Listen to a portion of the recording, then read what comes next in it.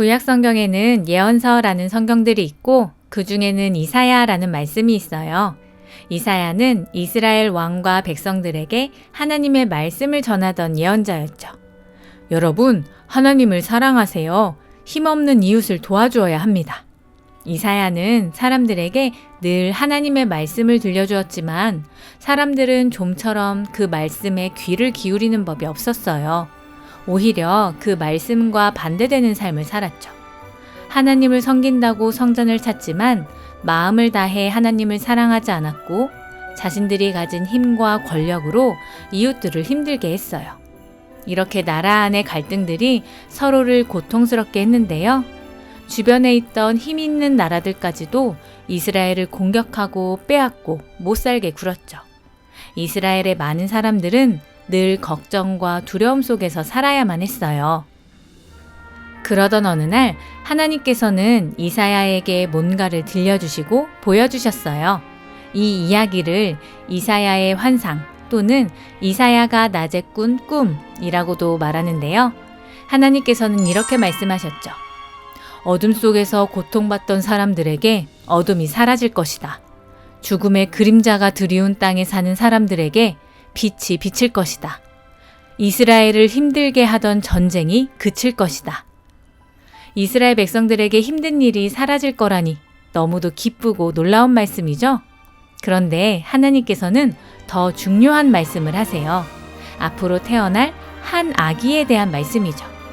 옛날 이스라엘 나라와 주변국에서는 왕에게는 좋은 의미의 별명들을 만들어 불렀는데요. 그런데 이사야는 예언하기를 이 아기의 이름은 놀라운 조언자, 전능하신 하나님, 영원하신 하나님, 평화의 왕이라고 불리울 것이다.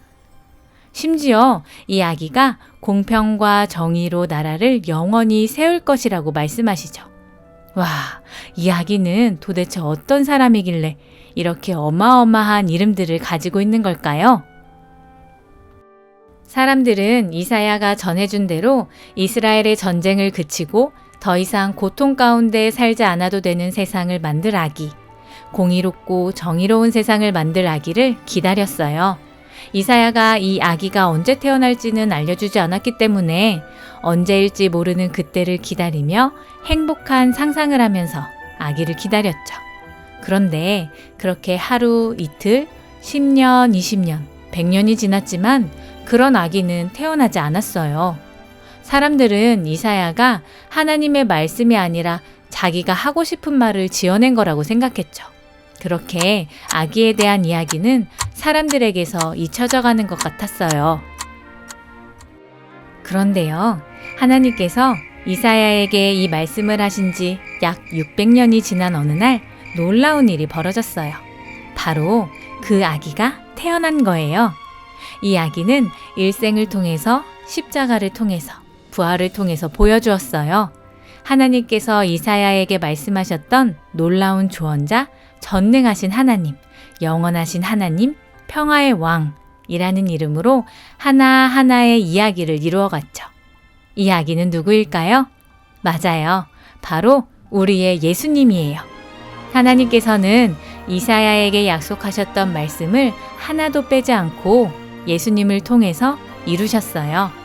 이스라엘 사람들에게 뿐만 아니라 세상 그 어느 곳에도 없던 참 평화를 예수님 안에서 이루신 거예요.